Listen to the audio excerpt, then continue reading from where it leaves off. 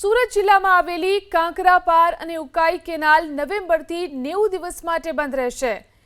જર્જરિત કેનાલના કરોડોના ખર્ચે નવીનીકરણ માટે સિંચાઈ વિભાગનો મોટો નિર્ણય। ઉકાઈ ડેમના નિર્માણ વખતે બનેલી કાંકરાપાર જમણા કાંઠાની નહેર અને ઉકાઈ કેનાલ જર્જરિત થઈ ચૂકી છે। જર્જરિત કેનાલને કારણે અવારનવાર ગાબડા પડવાની અને પાણીનો બગાડ થવાની ઘટનાઓ બને છે। કેનાલના કાયમી ઉકેલ અને નવીનીકરણ માટે સિંચાઈ વિભાગે નવેમ્બર માસથી સતત 3 મહિના કેનાલ બંધ રાખવાનો નિર્ણય કર્યો છે। હકીકતમાં રિપેરિંગ કામગીરી ગત વર્ષે જ થવાની હતી, પરંતુ ગત વર્ષે પડેલા કમોસમી વરસાદને કારણે ખેડૂતોના પાકને મોટું નુકસાન થયું હતું, જેને ધ્યાનમાં રાખી આ નિર્ણય મોકૂફ રાખવામાં આવ્યો।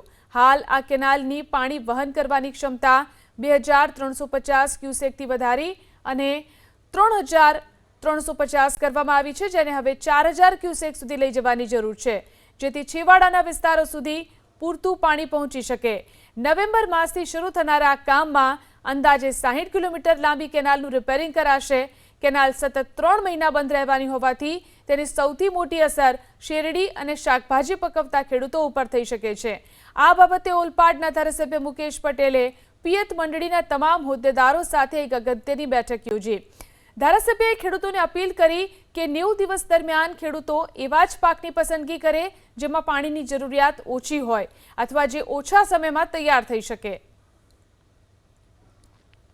જે એક્વાડક્ટ જે એના સાયફોન છે ખૂબ જર્જરિત થઈ ગયા છે અને બનાવવા માટે ખૂબ જરૂરી છે, એટલા માટે 3 મહિના કેનાલ બંધ રાખવાની છે।